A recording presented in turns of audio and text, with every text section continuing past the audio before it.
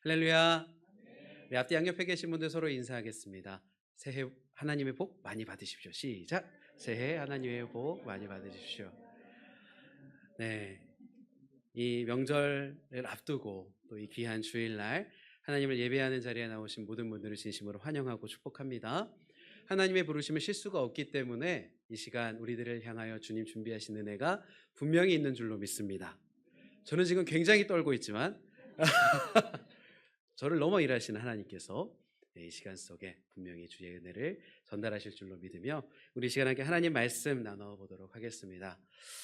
오늘 제가 한 가지 질문으로 말씀을 좀 시작해 보려고 합니다. 여러분들은 삶을 사실 때 한 점을 보시나요? 아니면 하나의 작품을 보시나요? 우리는 종종 삶의 한 점에 갇혀 살아갈 때가 있습니다. 시험의 결과 하나, 건강의 진단 하나, 관계의 갈등 하나, 직장에서의 위기 하나, 그 한 점이 너무 크게 보여서 마치 다른 모든 것이 사라지는 것 같은 그 점 하나에 한순간에 압도되는 경험을 우리들은 하곤 합니다. 마치 거대한 벽 앞에 코를 대고 서 있는 것처럼 회색만이 보이는 그 점의 순간만이 나를 압도하는 경험, 우리들은 참 삶의 자리에서 하게 되는 것 같습니다. 오늘 본문에 등장하는 한 청년이 정확히 그런 상황 속에 있는데요. 엘리사의 사환, 엘리사의 시종이죠. 이름조차 기록되지 않은 이 젊은 청년이 아침에 일어나서 창밖을 보는데 정말 압도될 수밖에 없는, 그가 가로막힌 것 같은 거대한 벽과 같은 순간을 마주하게 됩니다. 말과 병거들이, 수많은 군사들이 그가 서 있는 성읍을 빈틈없이 둘러싸고 있었습니다. 사방이 막혀 있고요. 도망갈 곳이 없는, 희망이라는 것이 보이지 않는 현실이 이 엘리사의 사환 앞에 딱 다가온 거죠. 그런데 같은 시간 같은 장소에 사환만이 있었던 것이 아니라 엘리사도 존재했습니다. 그런데 엘리사는 한 점이 아닌 전체의 그림을 보면서 약간 사환과는 어찌 보면 전혀 다른 시선으로 그 상황을 해석해냅니다. 오늘 바로 이 시선의 차이에 대한 이야기를 함께 나누어 보려고 합니다. 전도서 3장에 보면 하나님이 모든 것을 지으시되 때를 따라 아름답게 하셨고 또 사람들에게는 영원을 사모하는 마음을 주셨느니라. 그러나 하나님이 하시는 하나님이 하시는 일의 시종을 사람마다 측량할 수 없게 하셨도다. 하나님의 일의 시종을 측량할 수가 없습니다. 우리는 다 볼 수가 없습니다. 그러나 하나님은 그것을 모두 다 알고 계시고 처음부터 끝까지 보시는 분이다. 말씀은 기록합니다. 로마서 8장에 보면 우리가 알거니와 하나님을 사랑하는 자 곧 그의 뜻대로 부르심을 입은 자들에게는 모든 것이 합력하여 선을 이루느니라. 이 말씀은 그 점과 같은 삶의 조각들을 통해 디자인하시는 하나님의 솜씨에 대한 선언입니다. 우리는 한 점을 보고 한 장면을 보지만 하나님은 구원의 역사를 이루고 계신 줄로 믿습니다. 이 시선의 차이가 어디서 올 수 있는지 오늘 우리가 함께 그 부분을 말씀을 통해 알아봅시다. 본문을 들어가기 전에 이 본문의 말씀을 이해하기 위해선 왜 이런 일이 일어났나 선이해가 조금 필요한데요. 열왕기하 8절에서부터의 흐름을 보면요, 아람의 왕이 이스라엘을 치기 위해 여러 번의 시도를 했습니다. 그런데 번번이 그 시도가 막혀요. 왜 막혔을까 보면 하나님의 선지자 엘리사가 아람 왕의 계획을 이미 알고, 하나님을 통해 이미 알고 이스라엘 왕에게 전달해 줍니다. 우리 6장 12절의 말씀 함께 읽어보겠습니다. 시작. 그 신복 중에 한 사람이 이르되 우리 주 왕이여 아니로소이다. 오직 이스라엘 선지자 엘리사가 왕이 침실에서 하신 말씀을 이스라엘의 왕에게 고하나이다 하는지라. 아멘. 이 엘리사가 왕에게 하나님의 말씀을 전달한다라는 것이 이제 드러난 거죠. 그래서 아람 왕이 어떤 결단을 내리냐면 이건 이스라엘과의 전쟁이 아니구나, 하나님과 엘리사와의 전쟁이구나라는 걸 깨닫습니다. 그래서 엘리사 한 사람을 잡기 위해 그 수많은 말과 병거들을 보내서 그 밤에 그들의 성을 애워쌌던 겁니다. 여기서 우리가 하나 알게 되는 것은 하나님의 일을 충실히 하던 자리에서도 사건은 일어난다라는 겁니다. 하나님의 말씀을 순종하고 하나님의 뜻을 전하고 주의 말씀을 따라 살아가는데 살다 보니까 그 삶에도 삶의 위기와 어려움이 찾아온다라는 거죠. 내가 하나님을 잘 믿는데, 저 사람이 하나님을 잘 믿는데 왜 이런 일이 우리에게 찾아오는가 의문이 들기도 하는 것 같습니다.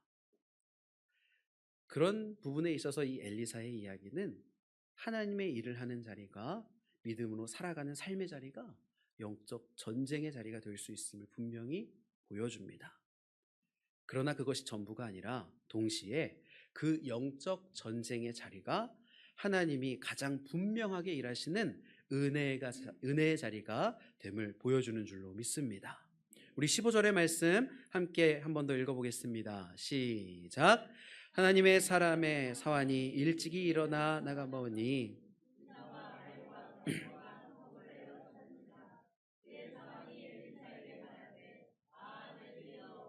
어찌하리까 하니, 사환이 본 것은요 완전한 포위였습니다. 에워쌌더라, 원어적인 의미를 보면 빈틈없이 둘러싸다, 사방을 에워막다라는 의미를 가지고 있거든요. 말이 있고요, 병거가 있고요, 군사가 있습니다. 여러분 한번 상상해 보십시오. 아침에 해가 떠서 눈이 떴는데 눈앞에 자기를 잡으려고 수많은 병사가 진을 치고 있는 상황. 아마 이 사환은요 극도의 공포감을 느꼈을 겁니다. 그래서 그가 말씀 속에 외치죠. 아, 네 주여. 여기서의 주는 엘리사입니다. 아, 엘리사시여, 우리가 어떻게 하겠습니까? 이 말도 안 되는 상황 속에 우리가 어떻게 이 상황을 지나갈 수 있겠습니까? 이 사환에게는요 절망이 찾아왔습니다. 어찌하리까? 우리가 할 수 있는 것이 아무것도 없습니다. 탄식이 담겨 있는 거죠.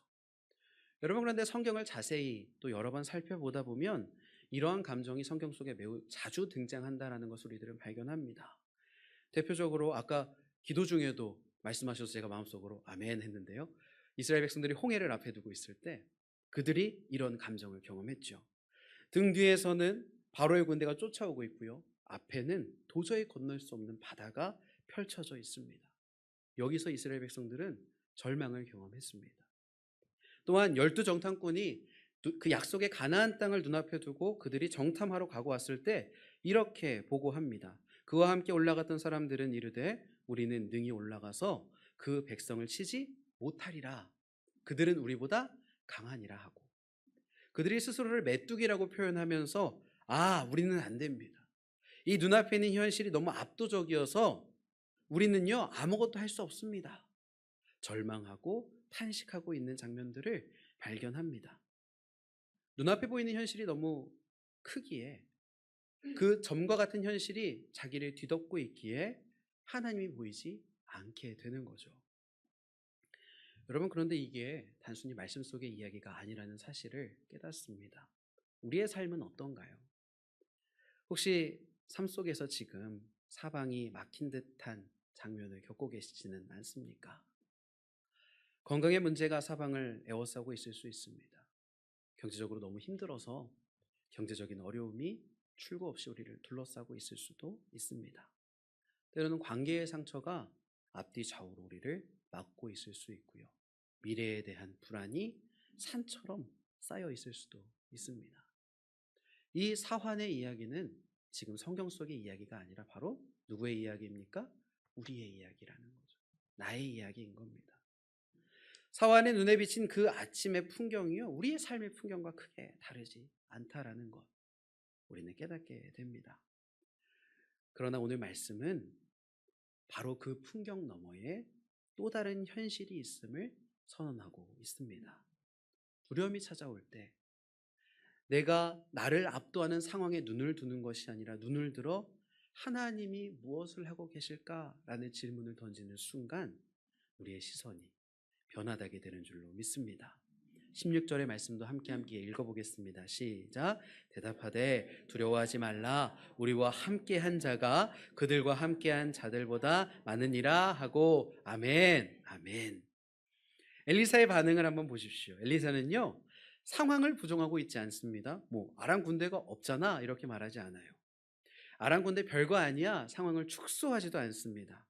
포위된 현실을 그는 그대로 받아들입니다. 아, 저렇게 큰 현실이, 두려운 현실이, 어려운 현실이 나에게 찾아왔구나. 그는 인정하는 거예요.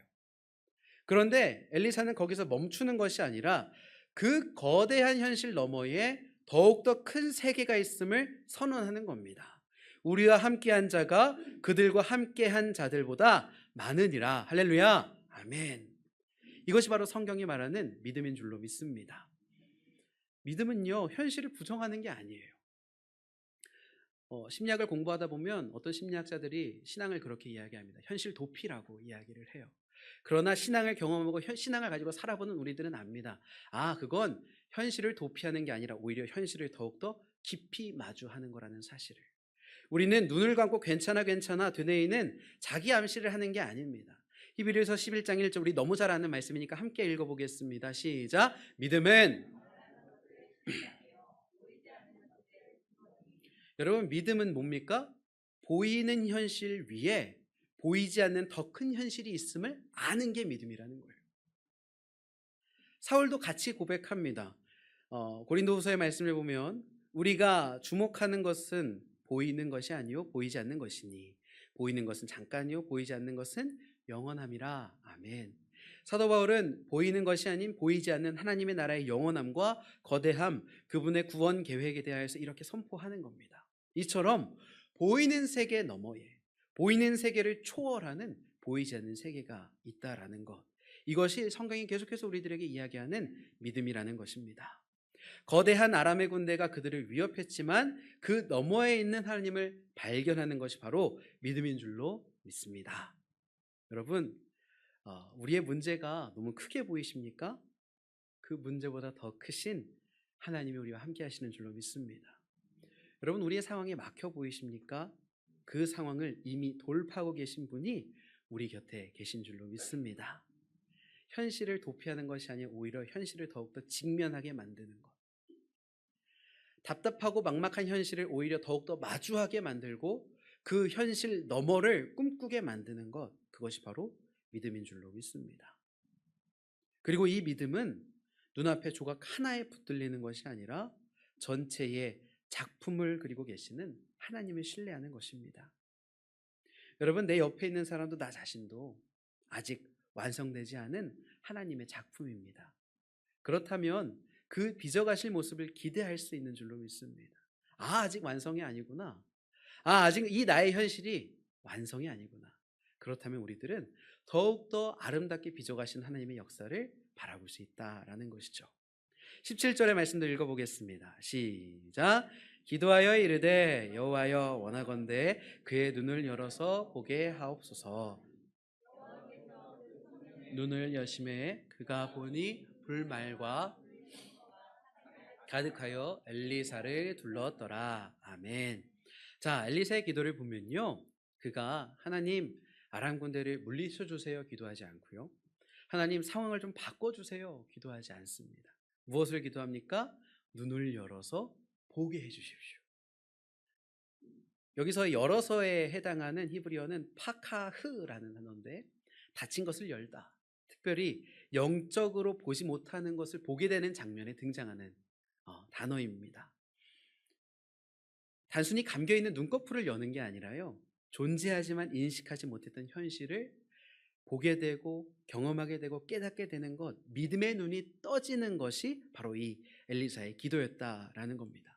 이 기도에서 우리들은 신앙의 전환이 어디에서 필요한가를 발견하게 되는 것 같습니다. 여러분, 우리는 상황을 바꿔달라는 기도에서 눈을 뜨게 해달라는 기도, 시야를 바꿔달라는 기도로 전환되어야 할 줄로 믿습니다. 엘리사는 알고 있었던 겁니다. 문제는 상황이 아니라 무엇입니까? 눈입니다. 하나님의 군대가 없어서가 아니에요. 보지 못해서 두려운 것이 아닙니다.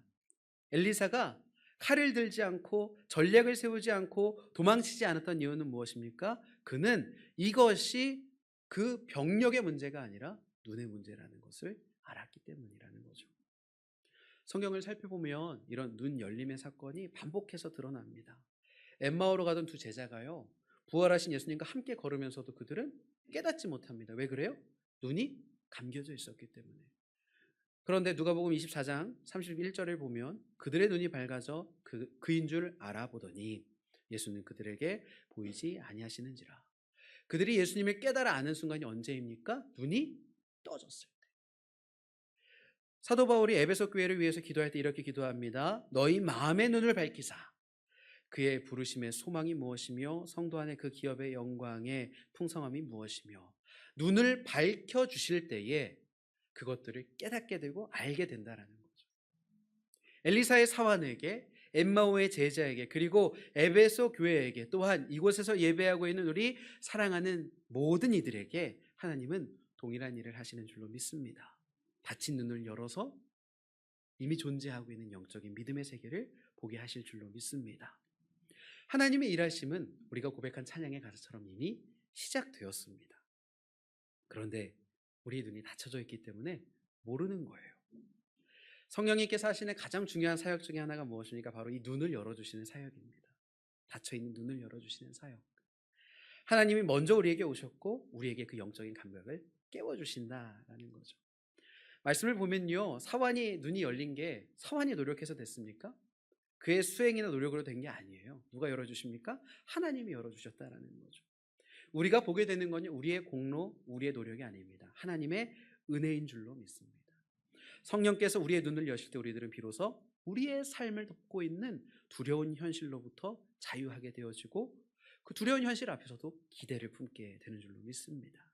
그 하나님이 우리의 믿음의 눈을 여시는 기도의 전환이 우리 가운데 일어나게 되기를 소원합니다. 17절 다시 한번 조금 살펴보면 불말과 불병거가 산에 가득하여 엘리사를 둘러싸고 있음을 발견하게 됩니다.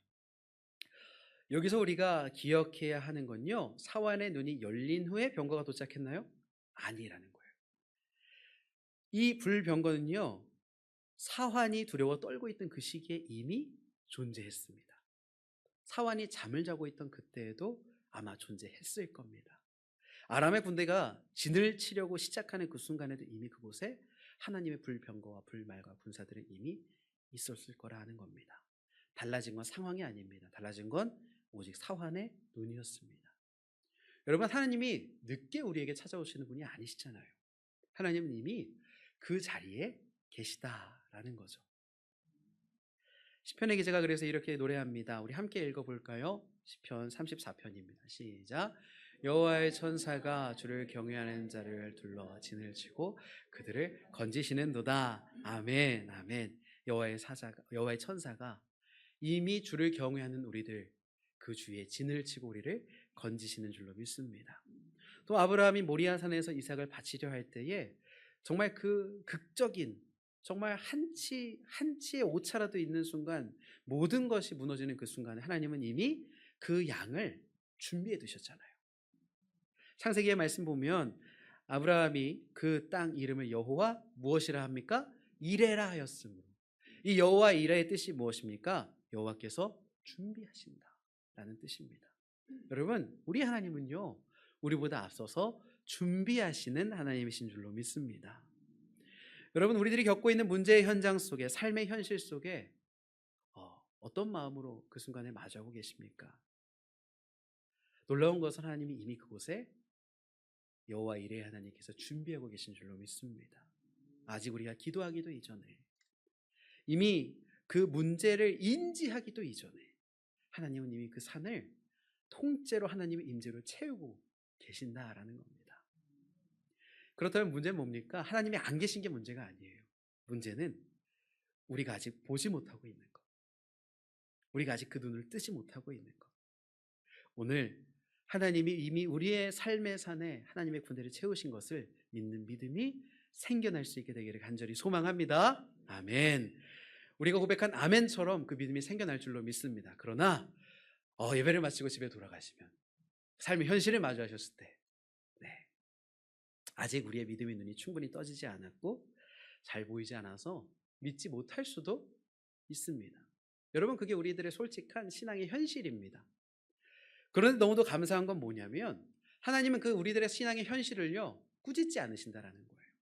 말씀을 잘 살펴보시면 이 하나님의 놀라운 역사의 시작은요, 사환의 연약함으로 시작됩니다.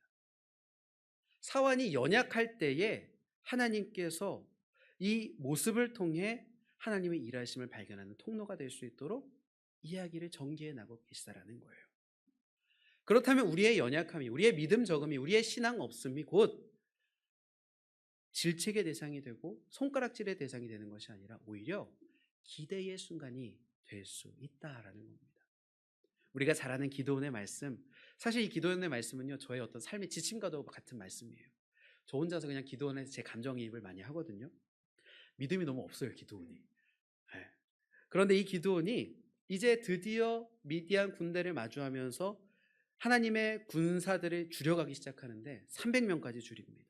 그런데 하나님께서 뭐라고 말씀하시냐 하면 여호와께서 기드온에게 이르시되 너를 따르는 백성이 너무 많은즉 300명인데 내가 그들의 손에 미디안 사람을 넘겨주지 아니하리니 이는 이스라엘이 나를 거슬러 스스로 자랑하기를 내 손이 나를 구원하였다 할까 함이니라.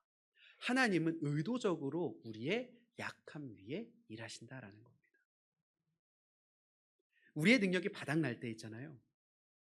우리의 계획이 무너질 때, 우리의 힘이 소진될 때 바로 그 자리가 하나님의 능력이 더없이 선명하게 나타나고 드러나는 자리인 줄로 믿습니다. 그렇다면 우리들은 이해할 수 있습니다. 아, 믿는 이들에게 왜 고난이 찾아오는가? 신앙을 가진 이들에게 왜 어려움이 찾아오는가? 왜 그렇습니까? 오히려 하나님의 크심과 하나님의 역사가 얼마나 놀랍고 선명한지를 경험케 하시는 은혜의 자리를 우리에게 주시는 거라는 겁니다. 그러니 오늘 자신의 연약함 때문에 낙심하고 계신 분들이 계시다면, 내 믿음 없음 때문에 과연 저 말씀이 나에게 정말 이루어질까 고민하고 계신 분들이 계시다면 기억해 주시기를 바랍니다.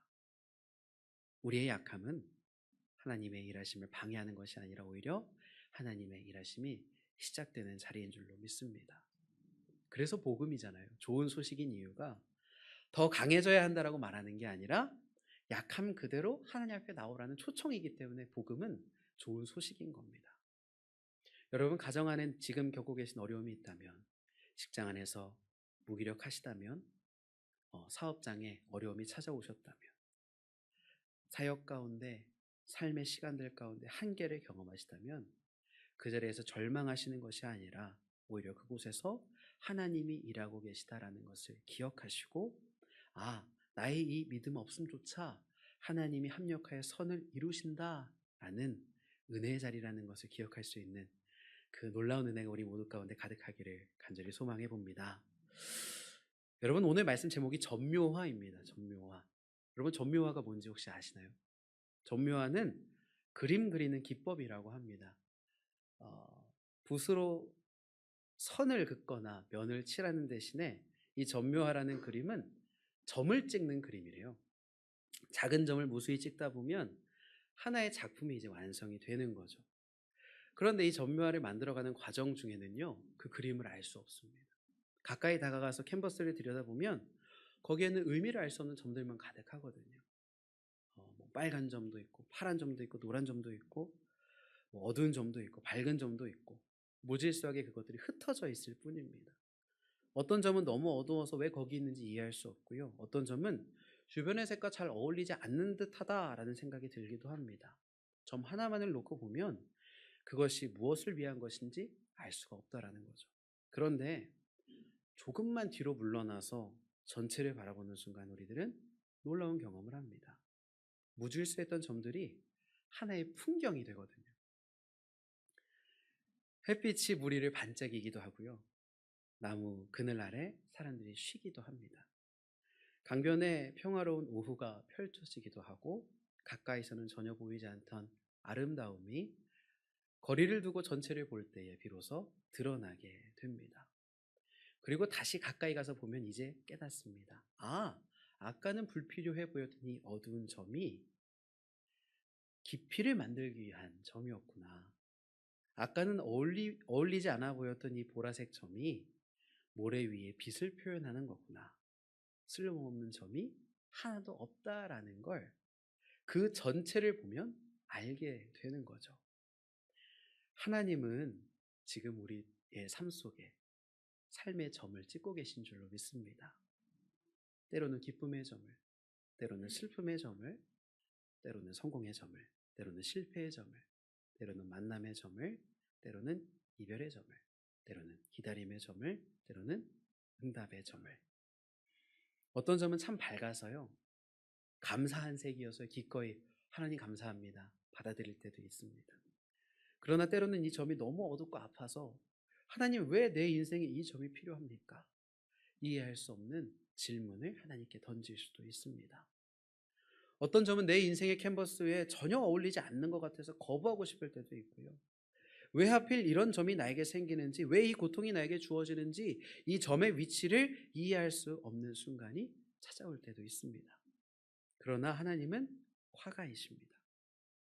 우리는 캔버스 위에 한 점의 위치에 서 있기에 화가의 작품을 아직은 알 수 없습니다. 점의 위치에서는 전체 그림이 보이지 않잖아요. 그 그림의 전체 이미지를, 전체 모습을 누가 압니까? 화가가 알아요. 하나님이 아신다라는 겁니다. 이사야 선지자가 그래서 이렇게 이야기합니다. 이사야 46장 말씀 함께 읽어볼까요? 시작. 내가 시초부터 종말을 알리며 아직 이루지 못 아니한 일을 옛적부터 보이고 이르기를 나의 뜻이 설 것이며 내가 나의 모든 기뻐하는 것을 이루리라 하였노라. 아멘. 아멘. 시초부터 종말까지 보시는 분, 아직 이루지 않은 일의 완성된 모습을 이미 알고 계시는 분, 그분이 지금 우리의 삶에 점을 찍고 계시는 줄로 믿습니다. 예수님도 제자들에게 말씀하실 때 이렇게 말씀하셨습니다. 요한복음 13장에 예수께서 대답하여 이르시되 내가 하는 것을 내가 지금은 알지 못하나 이후에는 알리라. 예수님이 제자들에게 십자가의 사건을 여러 번 예고하셨습니다. 그렇죠? 그런데 이 제자들이 내가 이렇게 말해도 너네 못 알아들을 거야 이미 알고 계셨어요. 여러분, 어쩌면 우리들은요, 지금은 알지 못할 수 있습니다. 왜 이 고통이 필요한지, 왜 이 실패가 나에게 주어졌는지, 왜 이 기다림이 그토록 긴지 알지 못할 수 있습니다. 그러나 감사한 것은 무엇이냐면 주님께서 이후에는 알리라 말씀하셨다라는 겁니다. 그 이후를 신뢰하는 것. 지금 이후에 보이는 것은 점이 아니라 작품이라는 것을 신뢰하는 것이 바로 믿음이라는 겁니다. 우리가 아는 작은 섬김, 눈에 보이지 않는 기도, 아무도 알아주지 않는 인내와 충실함, 이 모든 것이 하나님의 전묘화 안에서 꼭 필요한 점들입니다. 나의 삶에 존재하는 그 수많은 점들, 교회 안에서의 작은 사역과 세상 속에서 이웃에게 손을 내미는 그 작은 점, 또 하나님의 때로는 우리에게 찾아오는 어두운 점까지도 다 하나님의 그림 안에 대체 불가능한 점입니다. 하나님은 이 시대 속에서도 쉬지 않고 점을 찍고 계시기에 그 점들을 통해 완성할 그림은 우리의 예상을 넘도록 아름답고 멋질 줄로 믿습니다. 이곳에 있는 우리 한 사람 한 사람의 인생이 하나님이 만들어 가신 그 아름다운 작품이 될 줄로 믿습니다. 오늘 모든 이야기의 한가운데에는요, 가장 어두운 점이었던 십자가가 있습니다. 십자가야말로 역사상 가장 어두운 점이 가장 위대한 작품의 중심이 된 사건입니다. 예수님께서 십자가에 달리시던 그날에 그들을 지켜보던 제자들의 눈에는 예수님은 실패자였습니다. 끝난 거였어요.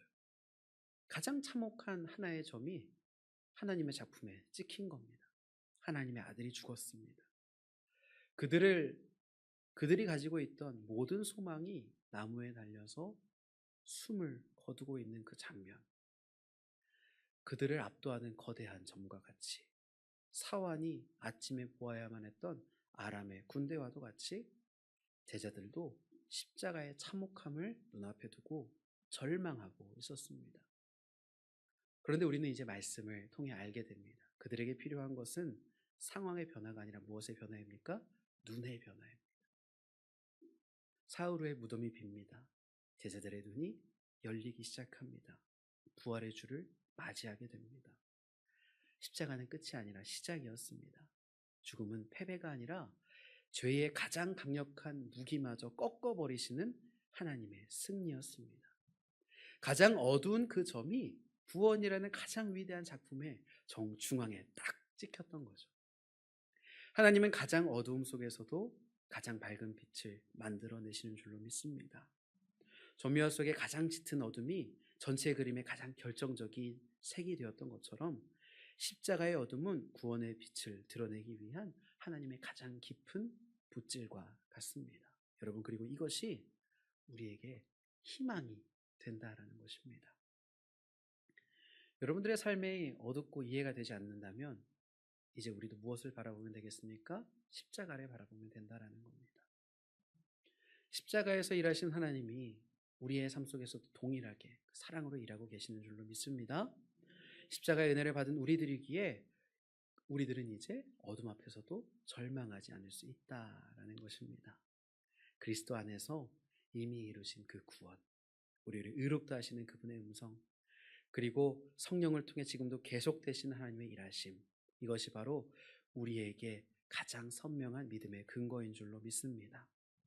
십자가를 바라봄으로 인생의 어둠 속 그 변화되어지고 새롭게 하시는 믿음의 눈이 떠질 수 있는 우리 모두가 되기를 간절히 소망해 보겠습니다. 오늘 말씀을 마무리하면서 한 가지 부탁을 조금 드려보려고 합니다. 이번 한 주간 우리의 기도의 방향이 조금 바뀌어보면 참 좋지 않을까 생각해 봅니다. 우리는 습관적으로 좀 그렇게 기도하는 것 같아요. 하나님, 내 어려움을 좀 해결해 주십시오. 내 상황을 좀 바꿔주십시오. 이 고통을 좀 걷어주십시오. 물론 이런 기도는요, 잘못된 기도가 아니에요. 우리가 하나님께 무언가를 구하고 간구한다라는 것 자체가 하나님이 그럴 만한 능력이 있는 분이라는 믿음이고요. 하나님이 이런 나의 기도에 귀 기울이신다라는 믿음이잖아요. 간구의 기도는 꼭 필요한 기도입니다. 그러나 오늘 말씀은 기도의 또 다른 모습이 있다는 걸 우리에게 알려주고 있습니다. 그러니 우리의 기도가 이번 한 주만큼은 하나님 원하건대 나의 눈을 열어주십시오. 변화되어지기를 소원합니다. 하나님, 지금의 상황을 바꿔주십시오 이전에 하나님을 보게 해주십시오. 하나님, 내가 이 벽으로부터 멀어질 수 있기를 소원합니다가 아니라 하나님, 이제 내가 십자가를 볼 수 있도록 도와주십시오.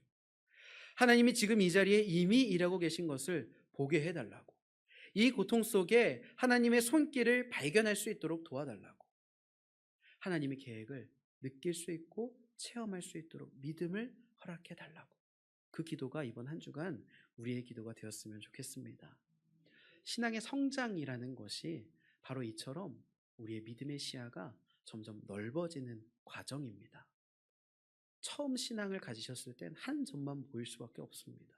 그러나 은혜의 수단인 말씀을 읽고 기도를 하고 하나님과 교제하면서 찬양과 예배를 통해 하나님을 경험하게 되어질 때 점점 더 믿음의 눈이 떠지면서 큰 그림을 볼 수 있게 된다라는 거죠. 하나님, 그러니 이곳에 있는 우리 모두가 하나님께 나아가는 한 주간의 시간 속에 눈을 열어주시는 기도로 채울 수 있기를 소원합니다. 여러분, 한 주간 부디 한 장면에 갇히지 마시기를 소원합니다. 고개를 들어 하나님의 전체 그림을 바라볼 수 있게 되기를 소원합니다. 우리의 기도가 눈을 열어달라는 기도, 하나님이 반드시 우리의 눈을 열어주실 것이고 나를 그 너머로 바라보게 하실 거라는 기도로 채워질 수 있기를 소원합니다. 우리 그 믿음을 가지고 제가 마지막으로 오늘의 말씀을 여러분들에게 선포해 드리겠습니다. 두려워하지 말라. 우리와 함께한 자가 그들과 함께한 자보다 많으니라. 아멘.